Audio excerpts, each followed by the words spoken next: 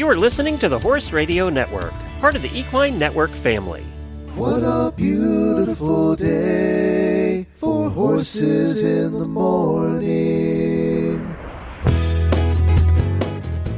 You are listening to the #1 horse podcast in the world. Here is your entertaining look at the horse world and the people in it.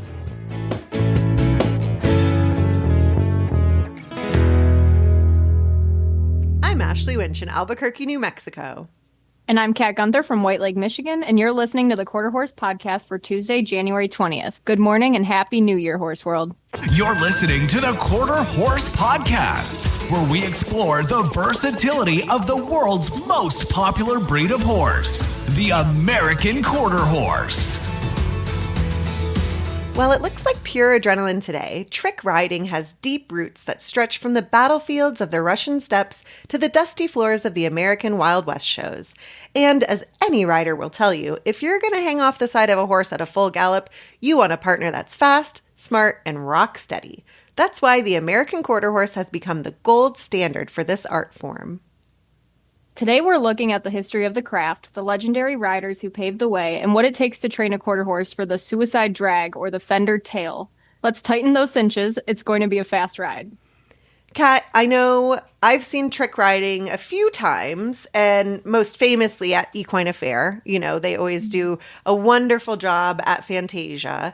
Have you seen trick riding? Dare I ask if you've ever trick rode? I mean, if you count standing on your horse when you're 12 years old and thinking you're a trick rider, then yes, I'm a professional. But no, I also saw them at Fantasia, and it was amazing. It was like a 12-year-old girl, I think. Correct me if I'm wrong. This young girl just hanging off the side of the horse, galloping around the arena. Incredible. It's insane. Incredible. It's amazing. You know, I similarly attended the same street school of trick riding as a young child, and, you know, would stand up as we're trotting around the round pen, or don't let my hunter jumper trainers know we would jump our horses bareback double. Oh, you rebel. Crazy. Crazy. But that's still, you were trotting around the ring? Yeah, man. Yeah. That's a whole level from me. They were at a standstill. My mom would hold Murphy, and I would stand up and like put my arms out and be like, take a picture. And then I put it on my Instagram. For all of your thousands of followers. Oh, yeah. Yeah. Oh, yeah. All 82 of them really like. I've always thought it was fun to just get up and see what you can do, but never would I feel confident enough, I don't think, to do it in front of people and like actually execute a pattern or a choreographed thing to music with multiple horses running around, you know, like that. I understand why a 12 or 13-year-old girl would be good at it, because they have no fear. They bounce when they fall. They bounce, yeah. You know? But now we just break if we fell. I splat. Splat. I splat. Oh my gosh, it's a very, it's a sound you really don't want to hear. So you're not going to try trick riding? You know, I'm not going to say no, because we all know I'm a little crazy, but probably nothing faster than a walk at this rate. Hey, that's my speed. I love a walk. We were just talking about this. A walk, a slight jog. That's my speed. That's cat force. That's cat force. But when I saw the 12-year-old girl, she was hanging off the side of that horse and going at full speed. And she was just smiling. Like she was actually putting on a show while doing that. I would be crying. Where does she go from here as far as adrenaline? Like skydiving? That's what or like a stunt woman for Hollywood.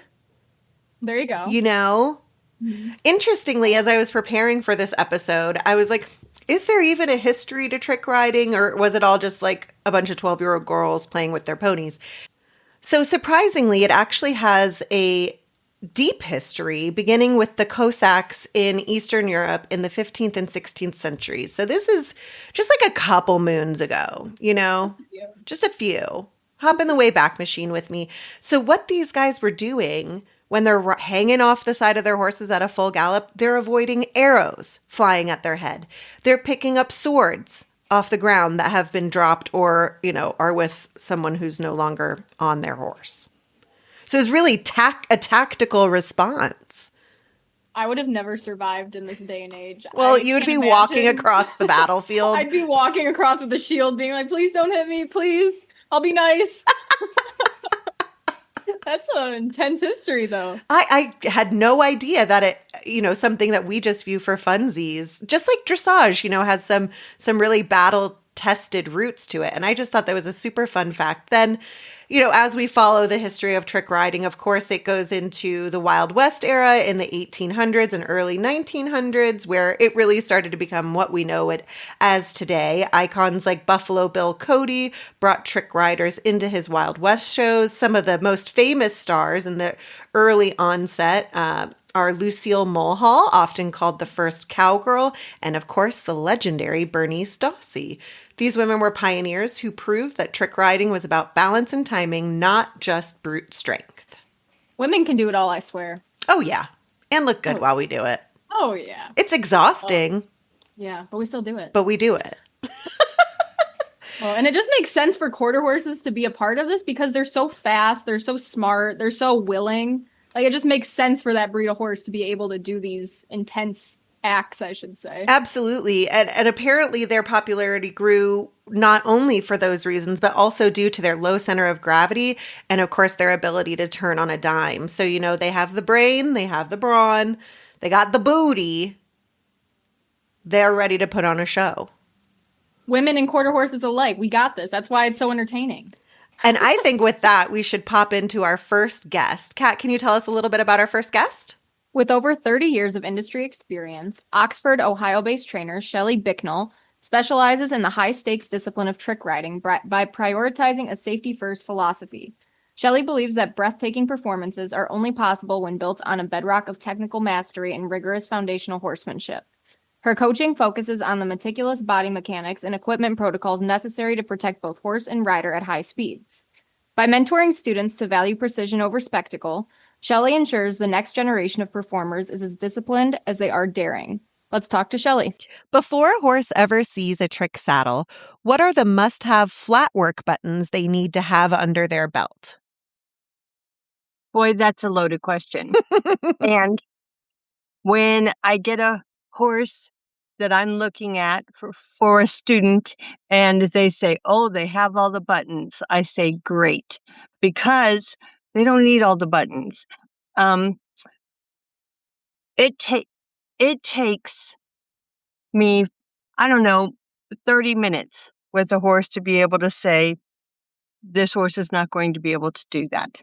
And that's no trick riding saddle.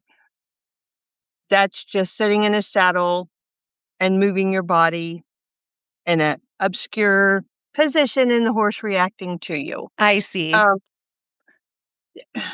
A horse is naturally going to stop when you are unseated. I mean, it's just in them. They're going to stop until you make for sure you're okay. Teaching them to move on from that point, that is a lot of months and a lot of just walking and moving and stepping off and letting them know it's okay to move forward. I mean, you have to restructure a horse's brain for this job. So I always say, if you are going to look at a trick riding horse, it has to be sane and sound to be stable. And I'm talking, it cannot have any leg issues, not one, not any. It cannot have any fight or flight. It truly has to be sane and stable. And I spend a lot of time looking at a lot of horses that people think are broke nowadays that are not broke for this sport. It takes the proverbial unicorn. And because I spend hours and hours a day walking next to a horse on the ground while I teach, finding a horse with that mind. Once you've found one, creating a trick riding horse isn't hard. But finding one that will allow it to happen, because you are doing a job, you're a trick rider, but your horse is doing a job to support you. And because you're not holding the reins, you have to be able to trust them enough to give them your life, because they have your life literally in their forehoofs. So and I train a lot of them and I absolutely love it, but they don't need all the buttons. They need to be able to whoa and go. That's it. if you have a horse that moves off pressure and that you have taught all the things, when your body is laying in that pressure point, it's hard to unteach that. So I always say it's easier to create one than to go backwards. So does that make sense? That does. So what is it about quarter horses that make them good for this sport? Oh, they are amazing because they are gritty and they have a mind that works. They don't have a delay in their thinking. Them big, beautiful, feather-footed, gorgeous horses, there's a delay, I feel like, in the command and them understanding, and a quarter horse is on it. And you need something. Let me just step back. Back in the old days, trick riding was done in a straight line. It was just zoom down, you come to a stop and you zoom back. And somewhere along the line, they turned it into a horseshoe shape or a U. So because a quarter horse is good in a bend, they can hold their balance in a turn better than any other horse out there. There's just no horse with the right mindset and body, except for a quarter horse to do this sport. They are superior in every way. And especially, being able to balance in a turn. That's what they're good at. There's so many other ones that cannot. And I'm not saying that I haven't seen exceptions to the rule, or that might be where someone starts on, a thoroughbred or something, because that's all they could afford. And that's where they start. But their goal is to get a quarter horse because that's where your career needs to be. I'm trying to think. There's just no other breed that has the mind and body for this sport than that. Well, we I've seen couldn't agree people- more. I've seen people do some things with some Mustangs, but that's a lot of time, and you have to be an exceptional horseman to work into that. And I usually am creating students from children. They don't have that time or patience yet. So quarter horse, it's just going to be an easier transition, and they're going to support you every day. So when your students are on, do we even call it horseback, or do you say mounted? Yeah, horseback, and all of my students start on my lesson horses. And if they can do everything I can teach at a walk and trot, it's time to buy you a horse and a saddle. I have every known strap and clip, and I have multiple saddles for multiple sized people, and 30 years in this industry. But when you're ready, we'll just go. I will help you find a horse. I will train the horse. I will train you and the horse together. And then I will turn you out into the world as a finished product that I'm proud of. And I wish someone had done that for me when I was a child. But I always think if I knew what I knew now and I could go back, I would be an athlete, not just a trick rider, But as in everything, you get older, you get smarter. And I want to produce trick riders that are an asset to the industry and an asset to the horse world. Your horse is 80% of trick riding. You're just a little bit of it. You've got to have an amazing animal to be able to carry you through this because it's so dangerous. That's a great segue to my next question. From flowing capes to fire and pyrotechnics, what are some of your bomb-proofing desensitization methods? Oh, my goodness. Because, I have to imagine you have all the toys. And I do. And I actually had to hire someone to come and help me to bring me into the next level, because I'm telling you, just when I think I know something, I realize that I'm clueless. And my favorite thing is to learn something new. And I go, are you kidding me? It was here my whole life right in front of me. So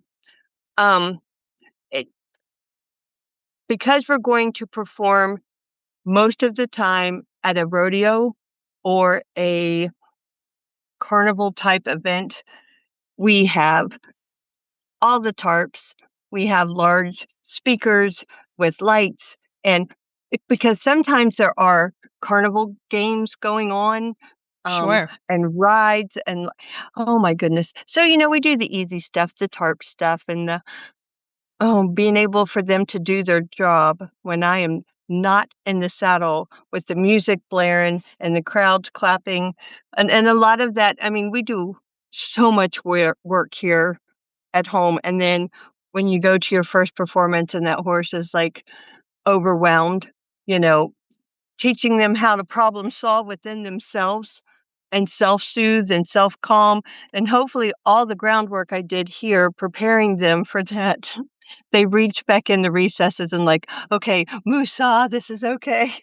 Sometimes it doesn't work like that, but they are an animal, Right. and they're allowed to be animals. But the sparklers and the fireworks. Unfortunately, we do a lot of fireworks outside because always seems like 4th of July or 4th of July week, we end up with lots of performances. There's always fireworks, and there's no way to prepare a horse for that without actually letting the smell of the sulfur even scares them, So, I mean, I do a lot of that here as well.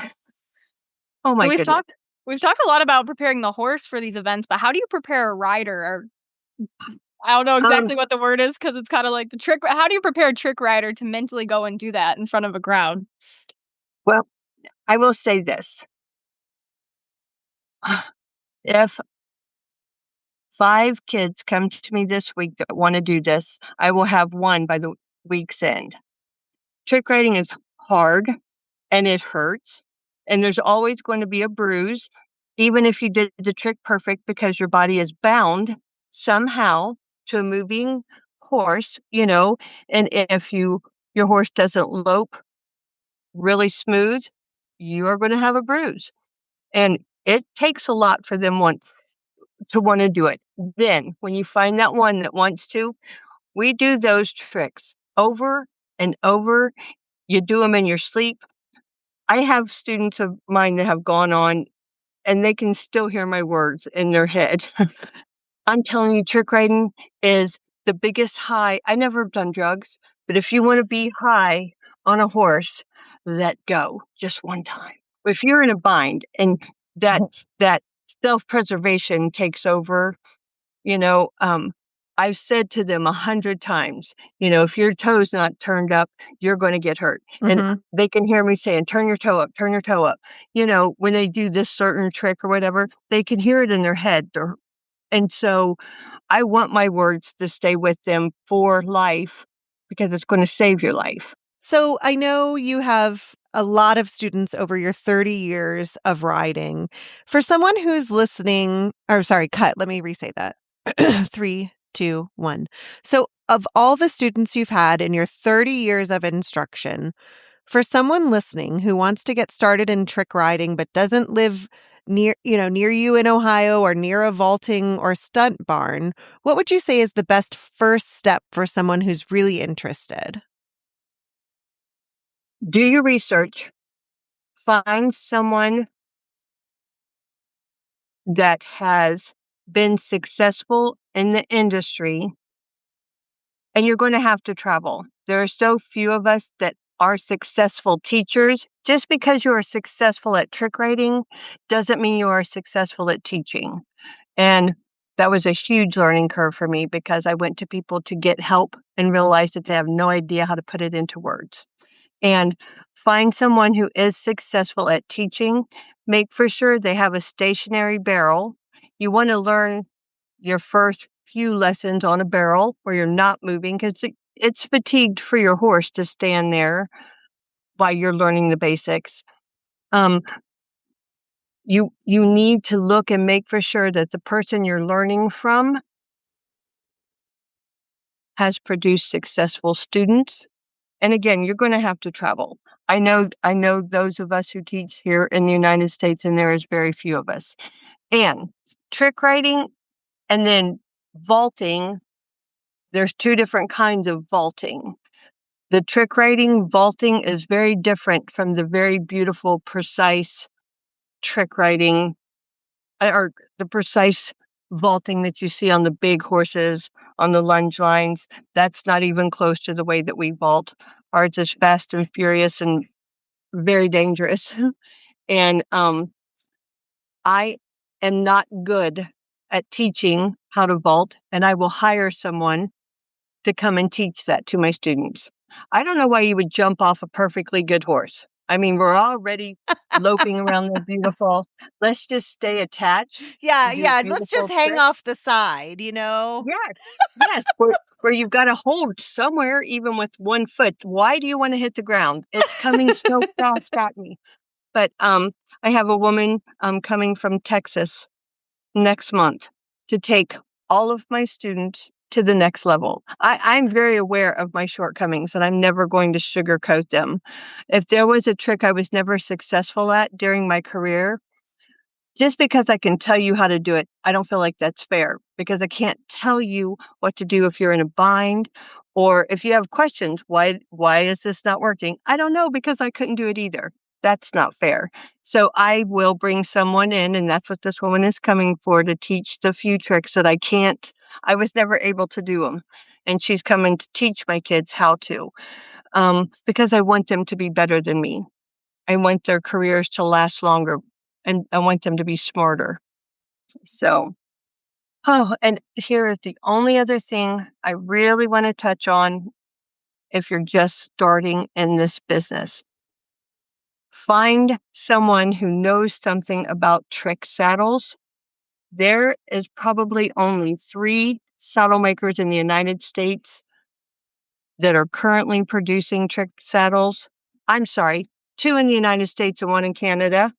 There's a Richard Shearer in Colorado, Tom Neely in Oklahoma, and Ertman Saddlery in Canada.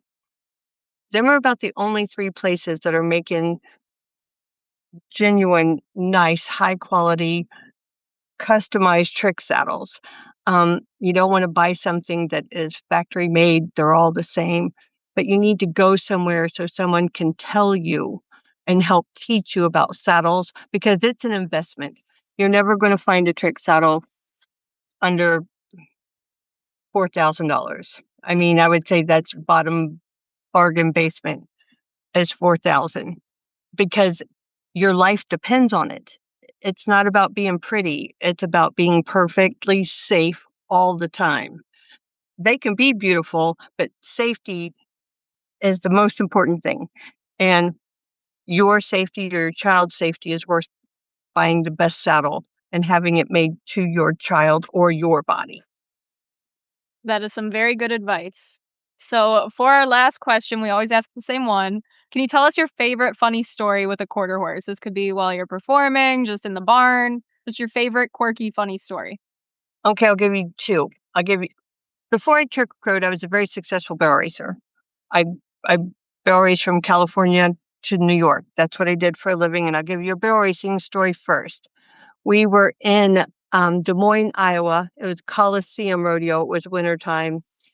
And during the performance, they had missed the time, I think the first 4 or 5 girls. So we were going to have to run after the rodeo.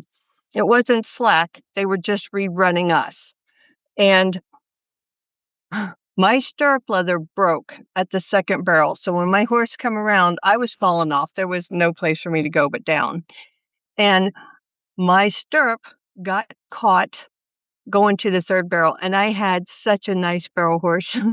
He was going to turn it with or without me, so I fought to get back to the saddle, and when he dropped to turn the third barrel, the horn caught, on my shirt.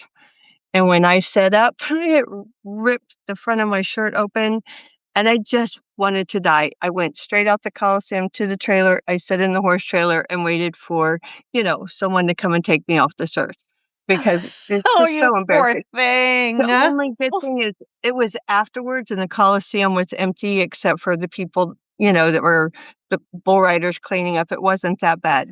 Here is my terrible trick riding, and all of my trick riding horses over my career have been quarter horses. Just side note, I won't even look at something that isn't. But this was my first year trick riding, and my first horse was a blowed up barrel horse because I didn't know any better. I made a lot of mistakes in the beginning.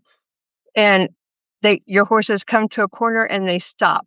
On the other side of that fence, a man had rolled his clown barrel up into that corner, and my horse didn't know whether to like spin or stop. He didn't know how to get away from that barrel, and he turned the wrong way, threw me over the horn, which caught my pants. And even though my horse stopped, my body kept moving. And when I hit the ground, my pants was hung on my horn of my check riding saddle. So by the grace of Jesus in heaven, it was cold that day, so I had on leggings under my costume. But Oh my I could God. hear people laughing. And then you have to get up off the ground, take your pants off of your Oh my saddle God. horn, put your pants back on, and then get back up on your horse. And at that point, you just want the ground just to open up and swallow you. This cannot be happening to me. It did. The So show must go on. it does, with or without your britches. It had to keep going. I don't know. And I guess this honestly was a lot of fun for me too. Thank you guys. Well, Thank thank you, you for joining us Shelly. today. It's been a lot of fun. We learned a lot. And just if you ever know anybody who wants to trick ride, I'm telling you, it is the funnest thing you will ever do on a horse. Absolutely the funnest thing. You might get hurt, but if you don't get hurt, we all get hurt. It's just like bull riding. It's not a matter of if you're going to get hurt in your career. It's just a matter of when and how bad. Mm-hmm. And I tell trick riders, we are just like bull riders. It's going to happen. We just don't want it to be career ending. So we just need to do it over and over and over so it becomes second nature. Mm-hmm. But anyway, thank you, ladies.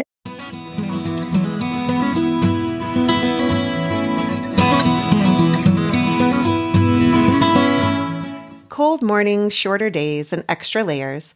Winter barn life looks a little bit different, but Chewy helps make it easier. From feed and supplements to blankets, hoof care, and prescriptions, get everything your horse needs delivered straight to your barn. With fast free shipping on orders over $49 and auto ship that keeps essentials arriving on time, you can skip the supply run and make the most of every day at the barn.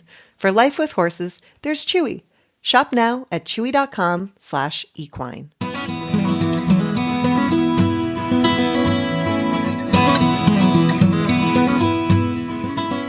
Shadow Lane is a senior veterinary student with a strong focus on equine and mixed animal practice. Before veterinary school, Shadow grew up performing as a trick and Roman rider, working at rodeos, and performing professionally at Dolly Parton Stampede. Shadow plans to one day own a veterinary practice that serves their community and helps strengthen the human-animal bond. So Shadow, how did you get into trick riding? So how did I get into trick riding is quite an interesting way. Basically, I grew up with horses, so they always were in my backyard, but I really never had an interest in horses. I was more into the gymnastics, more into doing other things, productions in your living room like you do for all your family as a kid and Heck stuff yeah.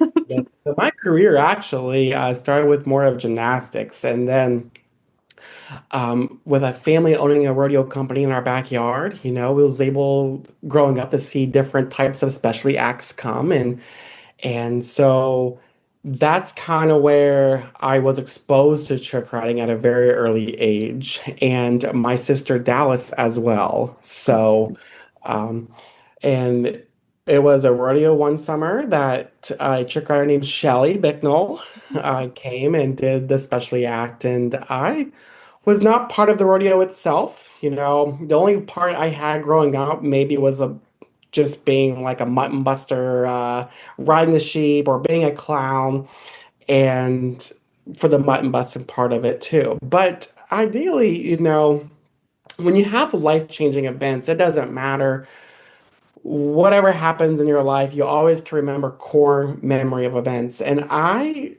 was working the concession stand, and all I seen looking through the window was a woman standing up on her horse at my family rodeo. And I was like, tell me more.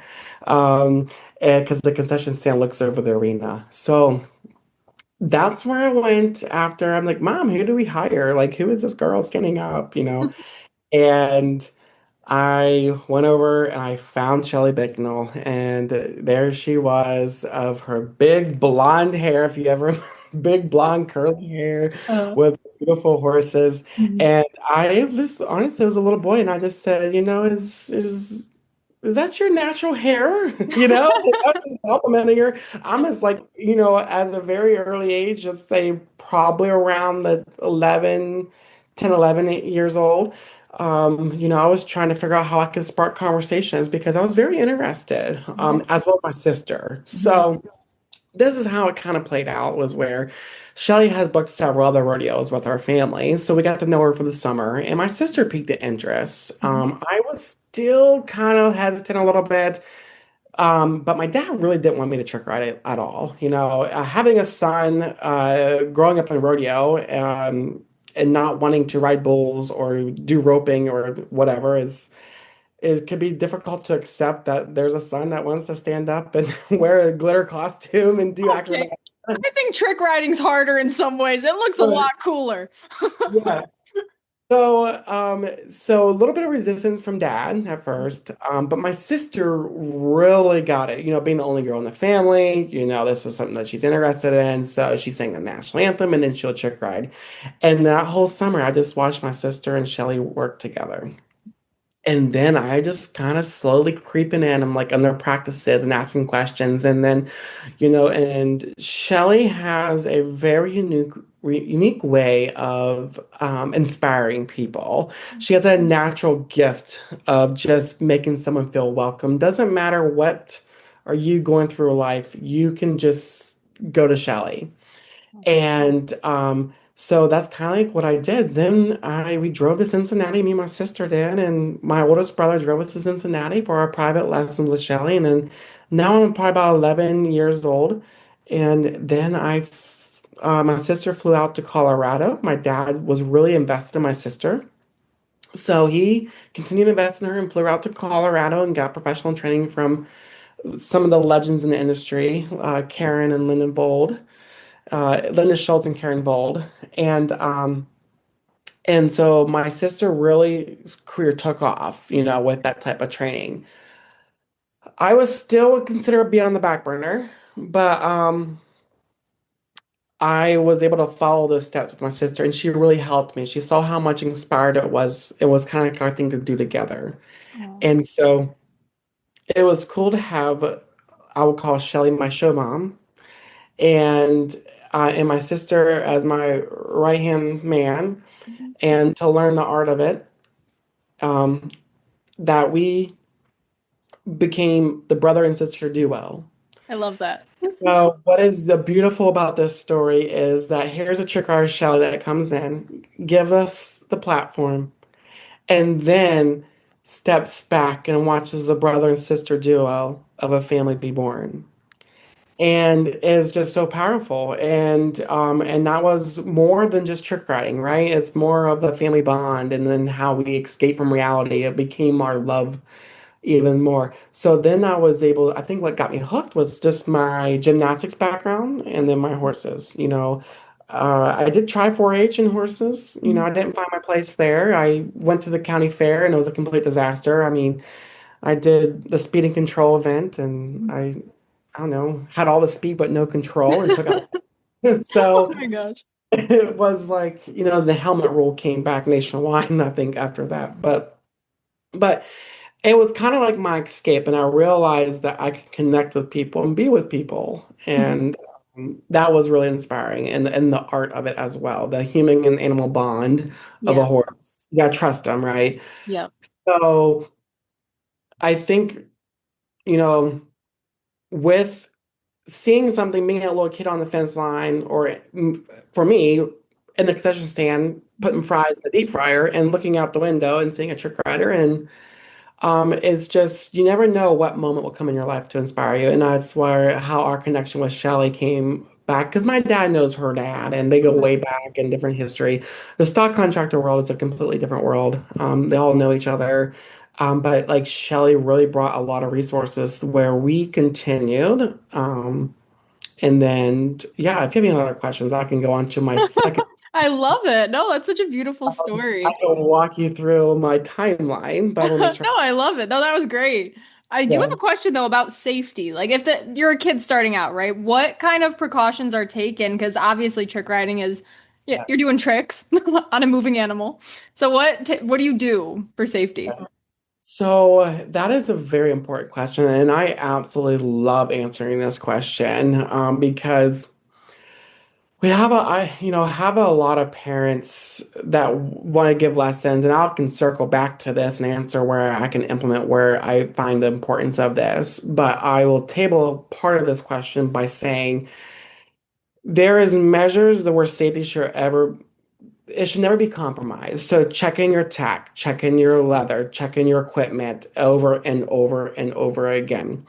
Now, the biggest question comes in the helmet, which is a very hot topic because people who trick ride wear helmets. Do you wear helmets and not wear helmets? And to me, I always say if you're comfortable with it and that's going to make you feel safe and that's what's going to protect you, because there is science behind that, and I fully support that. Um, and because it kind of depends, in my opinion is that it kind of you have to kind of see what type of tricks are we weighing out here.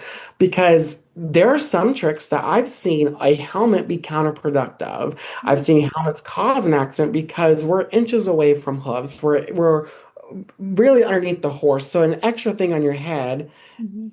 could be counterproductive versus tricks that are on top of the saddle. You're standing or you're off to the side a little bit, wherever, where there's plain visibility, there is a proper wear and proper fitting of the helmet Mhm. that I find very, um, appropriate as well. So it's one of those situations that I think it has to be a case by case. Mhm. There's no right or wrong. And I think it's fair to say that for people who choose to wear a helmet, we allow them to wear those helmets.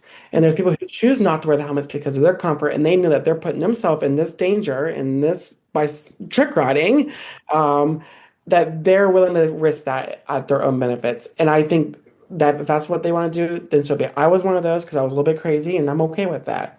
But is balancing the risk and benefits of each situations. But at the end of the day, it's the respect of the horse, it's the respect of the art, and why are we doing this? And I think if you're not nervous before any show, Mhm. um, and you're not a little nervous riding, and there's not that little fear instinct, then I'll be more worried than a helmet because there's always got to have that self-respect. And I know that everyone knows their horses and they know their routines, but there's always a situation that something could happen. Oh, I agree 100%. You can't fully trust the situation. You never know if somebody's going to do something in the stand, scare your horse. You can't predict that stuff. I have trick rode in big stadiums, small arenas. I mean, I have gone to a fire jump and a kid throw a glow stick out in the arena because he Oh thought my it was gosh. cool. I wrecked my horses before. So it's really to really think hard and long about the risk and benefits. Now, if we're practicing and stuff like that, sure. Trying a new trick, sure. But it has to be evaluated on what tricks we're doing, what level of comfort we're at, what level of comfort the instructor is at, and honestly, where we're at, right? Like if I have a student that's out by themselves for the first time, that's going to try like an up trick on top of the saddle, sure, wear a helmet. Mhm. If I'm going to be running as along the side of you and you want to get a feel what it's like not wearing a helmet and I have control, I'm there with you in more of a controlled environment, then okay. Then long as they're comfortable and the parents comfortable. So I think the more dangerous part about it is the criticism one way or another. Yeah. Yeah. I know. And people always have opinions no matter what, and they're going to say them. Yeah. And I know, and I got a lot of flack too because I can go into a little bit too from someone who had an experience of a traumatic brain injury from a horse accident that Oh my goodness. almost took my life. And then, yeah, I'm still not wearing a helmet, right? So there's a lot of like, back and forth of helmet versus no helmet. But I'm a big supporter of helmets as well. But two things can be true at the same time. I Yeah, can that's support true. those who not want to wear it. Exactly. Two perspectives. And horses, quarter horses, my next question is like when you use a quarter horse for trick riding, they're generally pretty calm, have a good Yeah. disposition. My question is what makes them so good for trick riding? But you can never trust a horse fully. They're living creatures. So it's a balance, Right. like you said. It is. And and what makes a good trick horse is a very hot, sensitive topic as well, because there's not one way answer. I mean, I met horses that are appendix bred. I met horses that are full quarter horse. I met crazy horses that are just sometimes crazy enough to try it. And, I kind of like to sum it up, whereas, like, my Roman riding team and my horses, I'm so blessed with them, but they were like kind of like dumb enough to try it once and smart enough to remember it. So everything I've done with them that I threw at them, they loved it. And I think you'll know if your horse loves what they're doing. And I think you tune more into that. Um, I find the more trendy things nowadays is obviously you want color, you want flash, you want built, you want position, you want good conformation, all these things. But I think the most important thing is that you also want to find a horse that loves its job and be the person to say, okay, this horse is not, I love this horse, it's very well, but it's not liking what we're doing. That's really good advice. I Yeah. do have a question on something you said though. Roman riding versus trick riding. Can you explain that a little bit? Yeah, so Roman riding is we have two horses side by side that we're standing up, and we do a lot of fancy footwork while we go from one horse to the other. We'll do figure eight patterns. We jump through fire. We split fire torches and weave fire torches. That's usually a very fast-paced act. Roman riding is more common. You can extend it with two horses in front of you and then another set of two horses. So you can do a six up, a four up, and drive horses in front of you. So you can, there's the sky's the limit. Now, Roman riding, to my opinion, I liked it a little bit more than trick riding, but it's more of a mentally focused type of physical thing. Um, because you want your horses to work together. If they don't work together, then you will fall. Um, Trick riding is one horse. Now there's the big misconception is when you say trick riding, people automatically think sometimes of like the Olympics, where the horses go in a round circle and there's a leader and a lead rope, and then someone work a lunger, and then that is called vaulting, and that is a form of trick riding, absolutely. The big draft horse, and I mean, I have friends that do it. It's absolutely amazing. Our style of trick riding, what we can consider freestyle, is a single horse, it's a routine pattern, and it's performed at a long arena, and all the tricks are usually performed on the left side of the horse, and it's wild and reckless. That's the thrill of that versus the acquisition and all of the presentations and stuff like that. The crazier art type of trick riding, the more entertaining, if you will. So one's for a grade and one's not for a grade. I see. I see. And you perform professionally at Dolly Parton Stampede. What is that like? That's really cool. Yeah, so circling back to where I grew up with it and got my bearings and stuff through middle school and then high school and performing rodeos. And then my dream was to work for Dolly Parton Stampede. And that dream started when I was 12 years old in the seventh grade. I went to Dolly Parton Stampede in Myrtle Beach. And I seen these trick riders come out, and I said, I want to do that one day. Like, that was it. Like, I want to be a trick rider. That was be my, at that age, when people ask you, what do you want to do when you grow up? Be a trick rider. Because to me, it was like the biggest job ever and not a hobby. And so then when I graduated high school of 2012, that year, which March of 2012, I was working with this new horse. I wanted to go audition for my dream job. And it was that time that that horse bucked me off onto a concrete patio. I had a traumatic brain injury and I forgot my family. I had to learn how to walk, talk, eat again, and go to extensive rehabilitation to learn everything over again. So I don't really remember growing up. So like I really got comfortable talking like this by reading old articles, talking to friends, and seeing pictures.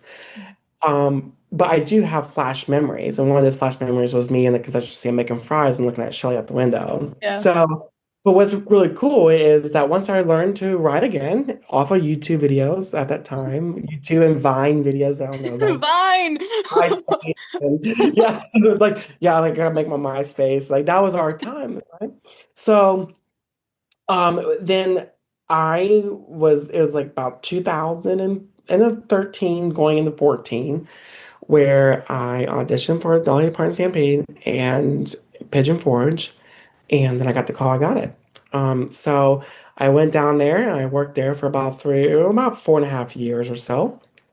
And that was a very unique experience. I didn't really come as a trick rider. Like I just went there as a rider, and then I eventually got into the trick riding show. And I worked some of the best in the country of trick riders there. And it was wonderful to be part of that experience there in show business. So what it's like is that it has its ups and downs. So if I'm going to be brutally honest, the horses there are well taken care of and a lot of great things. The dynamics can be rough, right? So we're taking equestrians, we're taking a little bit of dance, we're taking a little bit of personalities and big personalities in show business, and we put them all together. And I mean, like if you ever seen an episode of Dance Moms, you'll Oh know yeah, exactly what I'm I catch talking your about. drift. So but it's very unique because we are family. All these people are from all over the United States and they work together. So we love each other. But when you're at that level too, just like family, you'll have disagreements and stuff too. But now looking back, I still talk to some colleagues and we laugh at each other. Like that was a big deal for us at that time. But going out in front of the in the arena when those doors open to see these families that traveled all over for their vacations and to know that you're part of their vacation and they paid a ticket to sit there and to see the kids in the stands that that was me. It was me. I was holding my flag and I was that little boy there in that look. So it was really to have those full circle moments that made that job. And so I could sit here and tell you the stories of the glitz and the glamour and the music and the adrenaline and the training and everything that I've gained from that. But I think the mission and the purpose of it is greater of just being part of people's family vacation. And I think often when you're in the mix of it, it gets taken for granted in a way. You get tired. I think at that time the Stampede was running about 600 shows a year. Oh my, Um, so yeah, so we 100? got really busy around Christmas time, like 5 shows a year, 5 shows a day. And they had a Christmas and a regular show. But I was so blessed to be part of a staff and crew that honestly shaped me to be a better version of myself today, even through the tough lessons. And it's so amazing now to see them have their own kids and they're now like the cycle starting over again because it's a generational thing. And me and my sister were the first generation trick riders in our family. So um, I think a big message that I like to share with people is that if something inspires you, even with me and the little boy that's at the concession stand at our family rodeo making fries, looking out, that sparks. It is hard to fight and it's hard to go chase your dreams, but don't allow your spark to go out, if you will. And even going against the odds and sacrificing a lot, even with sports and balancing and working and money and the financial burden, all everything's coming onto you, but you still find that grit in you that it makes you happy. And as I said, if you just the famous saying, we say it all the time, but I don't really know if we understand what it means. But if you do what you love, you'll never work a day in your life, is what they say. Um, but truly living that is what I felt like I did in my second career. Oh, that is First, beautiful. That is great advice too. Oh, well, I have one more question for you. I need to know, we ask all of our guests this. What is your favorite funny story, like a quirky moment? It could be when you're performing, when you're practicing, whatever, with a quarter horse. favorite moment, like in a show or behind the scenes? Either or, just something that you look back and you laugh at nowadays. Well, something very like I laugh at my personal self and just tell you how crazy I was is that, we are now using straps that are well made. Me and Shelly laugh about this all the time. Is we're like, how do we even survive our time? Even though she's older than me, but like even my little sense there is that we look at our straps. We have our leather, we have a little bit more science behind it to increase the integrity of the strings. And I look back at some of my pictures and I had a tied bandana that I trusted to do a trick this. Oh, And wow. what was I thinking? And my first rodeo was in a Western saddle. Like, who were ever thinking this at all? You know? But no, I think funny stories though, and I'd say embarrassing moments and stuff too, is that you get excited. You learn how to make your costumes and you learn how to do these things because you have this image in your head. And I can't tell you how many times I have ripped my pants down the middle when I did a trick. I just like laugh like I remember when I went over, I was doing spin the horn vault. So what I'm going to do is I'm going to flip backward on the horse's neck, and when I flip backward on the horse's neck, a piece of my inner costume got caught in the horn. Well, my next step is down. So when I hit the ground, all I heard is like whoosh, and I ripped the whole center of my costume out. And at that time, it was just me trick riding. So my last rodeo to do was to stand up. So literally, I stand up with like a. Luckily, right before the show, I changed into like my black like Under Armour type of like fashion shorts. Otherwise, it would have been a lime green underwear with a black costume, just highlighting myself on my final strip around the arena. Oh my gosh. That has always been a joke too. But there's just so many different stories, and I think just embracing it and leaning into that as Yeah. well. Oh, that's a good one. I like that one. That's pretty funny. And it's glued and super glued a lot. Yeah, that's hilarious. Well, thank you so much for joining us today. This has been great.